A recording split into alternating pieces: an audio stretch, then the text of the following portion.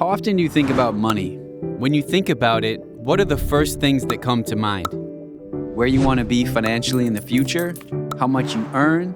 Your bills? Debt? Vacation? Do you think about how much you want to save or invest maybe?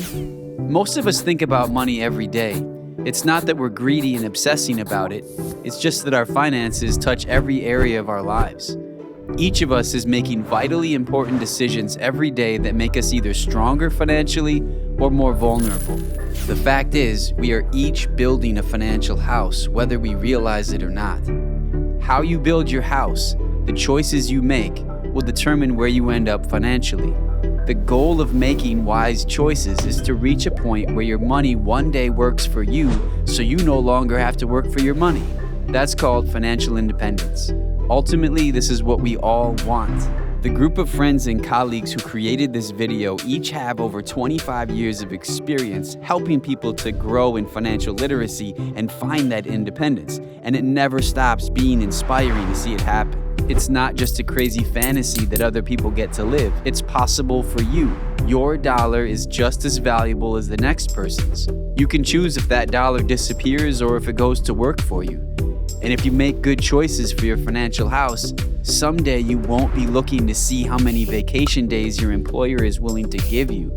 You'll be deciding for yourself. If you don't have a plan and are not intentional about creating one, building your financial house is going to be like trying to build a real house without a blueprint. Not good, probably even dangerous, and I can promise you it will not lead to financial independence. And think about it. Most people spend more time planning a birthday party or a wedding than they do their entire financial future. Failing to plan is planning to fail. Your first step to building a better and brighter future is the same as with a real house. It starts with dreaming, finding a clear vision for what you really want it to look like. When you imagine the future of your financial house, what do you see? Do you want to be debt-free? Help your kids come out of college or university without a load of debt? Be able to travel or have a vacation property? Or have enough money so you don't have to even think about it? Dreaming about where you want to be financially will motivate you to create a plan for how to get there. As part of this first step, it's important to discover your financial independence number. It's the most important number in our financial lives, and yet most of us have never heard of it. It's the amount of money you need to have working for you, so eventually you never have to work for money again. Knowing your financial independence number gives you a clear goal or target. If you don't know what number you're aiming for, you'll never hit it. And when you learn your financial independence number, don't be intimidated by it. It's not as out of reach as you might think. Once you know what you're aiming for, construction can begin. Step 1 of construction is the most important part of a house, a rock-solid foundation. A strong foundation will make sure your house doesn't crumble when hit by strong winds and storms. For your financial house, we're talking about protecting your most important asset, your income. It's your income that builds your entire financial future, and you protect it with life insurance. Auto insurance replaces cars. Homeowner insurance replaces houses. Life insurance cannot replace a life, but it can replace an income. Imagine a couple who has 2 children. Their monthly budget is $8,000. Each spouse makes $4,000 each month. If one of those providers dies, the other spouse and their children are not just losing someone they love, they're losing an income. They now only have $4,000 per month to pay for an $8,000 budget. Now, in addition to grieving the death of someone they love, they're going to have to change their lifestyle in dramatic ways just to make things work financially. When the income stops because it's not protected and the bills keep coming, it leads to financial ruin. Think about how important your income is to your family. An important question to ask yourself is, if you die prematurely, would you want your family to live better, the same, or worse than they do now? Most everyone says better or at least the same, but if you're not informed, it's easy to make mistakes, which is why many of us have cracks in our foundation that we're not even aware of, which puts our families at great risk. Life insurance mistake number 1 is not having any or not enough.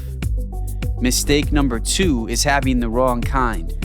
These are the kinds that claim to build a cash value that can help you save for college or retirement. Many of these policies are very expensive, leaving families underinsured, and they often have savings programs that earn low returns. Life insurance mistake number 3 is the most common. It's depending on group life insurance from your job. Many of these plans only cover you if you are actively at work, and they can be amended or terminated without your consent. Unfortunately, most people learn about this when it's too late. This foundation is the most important part of your house. Once you get it right, you can then go to step 2, the frame. In your financial house, your frame is your spending plan. Most people call it a budget. A spending plan empowers us to start telling our money where to go instead of wondering where it went. It protects us from wasting money and making impulse purchases like gourmet coffee and stuff like that. It's not about how much money you make, but how much you keep. Without a plan, we spend more, borrow more, save less, often leaving us with more month at the end of our money. Get it? It can be very stressful.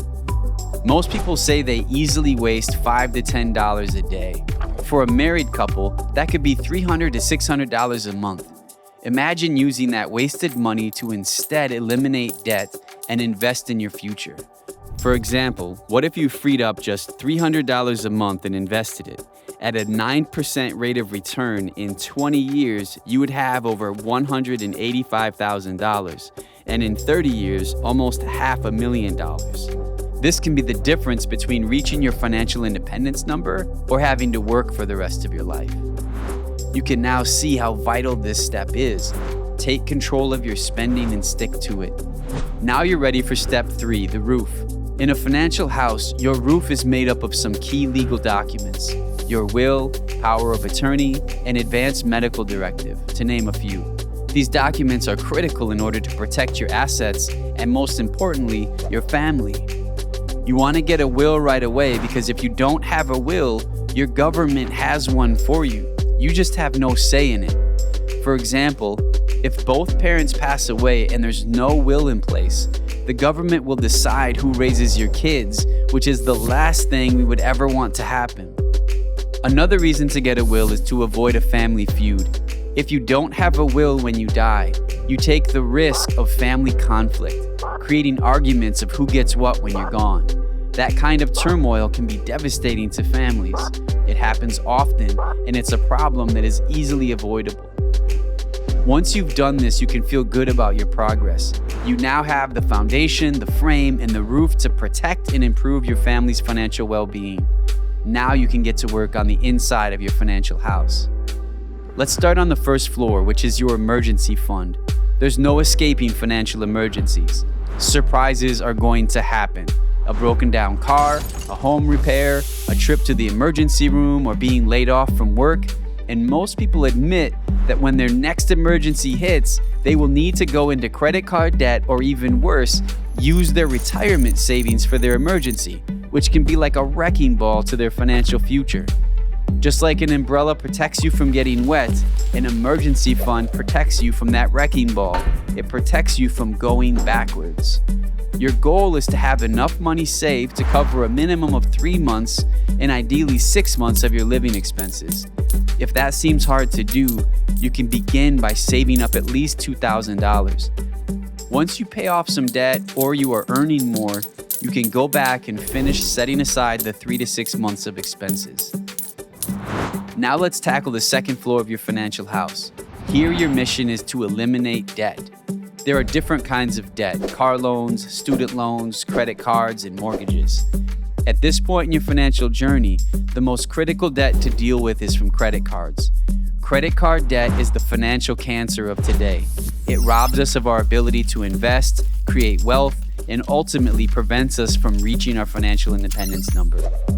Did you know if you make a one-time $3,000 credit card purchase with an 18% interest rate with no new purchases and only made the minimum payments, it would take at least 10 years to pay off, and you would end up paying more than $2,000 in interest charges? That costs you 66% more than the item you purchased. That's why this step is so important. The quicker you get out from under credit card debt, the quicker you'll be able to pay off other debt and begin investing much more towards your future. Debt stacking is a simple, effective strategy that pays off debt fast. It's when you pay off one debt and then use those dollars to pay off the next debt and to continue that pattern until you are totally debt-free. And then instead of wasting your extra money, you invest it. You can transform your debt payments into wealth. Debt is the enemy. Defeating it feels great, and it's another vital step in your journey towards financial independence. The third floor is the last floor of your financial house, and it's all about investing. Unfortunately, this is where most people fail terribly. Why? No one taught us about it. In school, we had math, English, science, and history, but how many of us had a class called money? Have you ever been taught about the rule of 72, compound interest, the time value of money, dollar cost averaging, mutual funds? Those are some of the tools that people use to grow their money. When you invest your money properly, it can grow exponentially. Investing the right amount of money over time in the right places enables you to reach your financial independence number. The rule of 72 may be the most important rule in money. It's a very easy mathematical formula that tells you approximately how long it takes for an investment to double in value based on its rate of return. Here's the formula. You take the number 72 and divide it by a given interest rate. So if your investment is going to grow with a 2% rate of return, you can divide 72 by 2, which equals 36, and that tells you your money will approximately double every 36 years. If you see a 6% rate of return, your money will approximately double every 12 years. And if your rate of return is 12%, then it's every 6 years. That is exponential growth that can happen over time, which leads us to what is the most life-changing financial concept. It's something we can all understand and take advantage of: the power of compound interest. Albert Einstein called it the eighth wonder of the world. Here's a real-life example. Let's say you freed up some money using your spending plan and debt stacking, so now you can invest $500 each month. If you invest this way for 35 years at a 2% rate of return, your money will grow to $304,280. At a 6% rate of return, it will grow to almost $716,000. But if you average a 9% rate of return, your money will grow to nearly $1.5 million. That's the power of compound interest. Your money can earn you more money just by being in the right place. The key to harnessing the power of compound interest is getting time on your side. It's called the time value of money. The more time money has to grow, the better. When someone starts investing in their early 20s, they could see a far greater result than if they waited till they were in their 30s or 40s. Ben Franklin once said, "You may delay, but time will not." No matter what age you are, if you haven't started, start now. One day when you have enough money working for you that you no longer have to work for money, you will be glad you started today. When people build a new house, they experience a very special feeling that first night they get to sleep there. It's a great sense of accomplishment. When it comes to your financial house, you won't need to wait till it's completed to feel that way. As soon as you get on the right path, you'll be able to feel the satisfaction of knowing you have a bright future ahead. You'll be able to trade stress and anxiety for peace and security. You'll be providing a rock-solid and beautiful financial house for the people who are most important to you. By getting your financial house in order, you can help your children build theirs. Your smart choices today can positively impact your family's financial trajectory for generations to come. And that impact can go beyond your own family. Something we haven't talked about yet, but is very important, is generosity. Being able to give generously to those in need, your place of worship, your community, or a nonprofit that's important to you is a powerful and rewarding way to make a difference. When your financial house is strong, the impact, your impact, can be that much greater. Here's a great question to consider. What action can you take now to ensure the things you learned in this video get applied in your own life? It's easy to put off, and there's probably never a convenient time, but you're losing money every minute you wait. The clock is literally ticking. And remember, it's not what you know that gets you where you want to go. It's what you do with what you know. You can have exercise equipment in your house and know what it does, but it's not going to change your life unless you use it. Money is the same way. Knowing about it is not enough. You must do something. Right now, you're going to have the opportunity to take action. To help make your choice easier, here are 3 possible paths you can choose from. Path 1, financial blueprint. If you know where you want to go financially, but you're unsure how to get there, or if you're just getting started, you can take advantage of a complimentary and confidential cutting-edge digital tool that will create a blueprint for your money. It gives you simple to follow instructions that enable you to do all the things you learned about in this video, and it provides you a personal guide to help you make sure you do things right. By choosing Financial Blueprint, you will soon have a clear financial vision for you and your family, which means you can spend less time worrying about money and more time enjoying your life.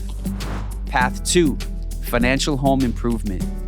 Maybe for now, you want to do just 1 or 2 things to improve your current financial house. If that's you, in a moment you can choose financial home improvement and then check the things you want to work on. Path 3, financial house review. Perhaps you have a pretty strong financial house already, but you wouldn't mind getting a second opinion to make sure you are doing the best you possibly can. Or to see if there's something available now that wasn't available before that might make your financial house even better. It never hurts to explore other options. In that case, financial house review is for you. You can choose whichever path is best for you, and you can make that choice right now. Click I'm ready to take your first step.